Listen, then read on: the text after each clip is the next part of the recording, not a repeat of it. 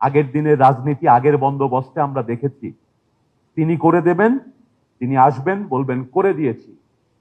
তারপরে আমরা যারা চামচা হব তারা বলবো কে করেছে, কে করেছে।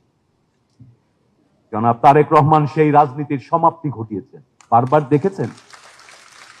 তিনি বলেছেন আপনারা যদি করেন আমি আপনাদের সঙ্গে থাকব, আপনারা আমার সঙ্গে যদি এই কাজটা করেন তাহলে কাজটা হবে। এইটাকে বলে পার্টিসিপেটরি লিডারশিপ, এইটাকে বলে পার্টিসিপেট। আপনাদের ব্যানারের নিচেই তো লেখা, দেখেন, টুগেদার উই ক্যারি। এক্স্যাক্টলি।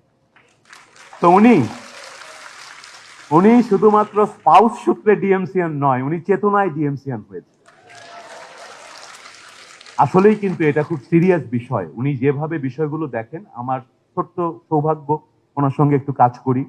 শুধু আজকে নয়, উনি আসলেই এটাতে বিশ্বাস করেন এবং এভাবেই আমাদের দিয়ে কাজ করান। তাই আমি যেটা বলতে চাচ্ছি, আমরা যে জিনিসগুলো করতে চাই, আমরা গর্ববোধ করি আমরা ডিএমসিয়ান, আমরা লিডারশিপে থেকেছি। গত বাংলাদেশের মেডিকেল এডুকেশন, মেডিকেল সার্ভিসের 80 বছর অন্তত ধরে ডিএমসিয়ান লিডারশিপে আছে।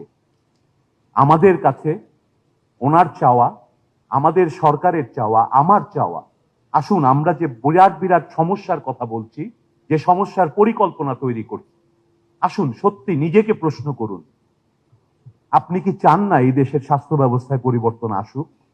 আপনি কি নিছকই নিজে নিজে বড় ডাক্তার হওয়ার জন্য এই পথে আছেন? আমি বিশ্বাস করি না।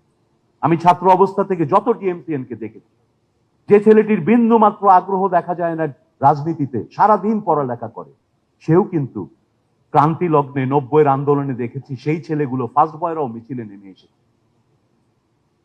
মিলন ভাই যখন মারা গিয়েছিলেন 27শে নভেম্বর, টিএমসির কোন ছাত্র দেশের জন্য সেই কারফিউ ভঙ্গ করে মিছিলে যেতে কার্পণ্য করেনি।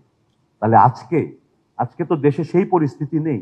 আপনাকে তো জীবন দিতে হবে না, আপনাকে তো সত্য বলার জন্য কোনো শাসকের কোনো ভয়ঙ্কর পরিস্থিতির সম্মুখীন হতে হবে না। আসুন আমরা দেশ গড়ার জন্য কাজ করি। আপনারা একটু সময় দেন, আইডিয়া দেন। শেষ করব যে কথাটি বলে, সবকিছু চাইলে কিন্তু হবে না।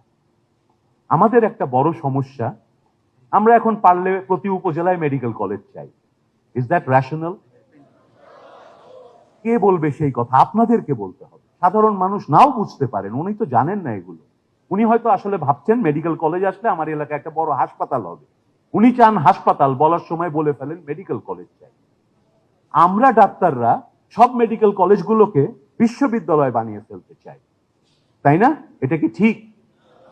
আমরা মুড়ি মুড়কির তফাৎ করতে হবে।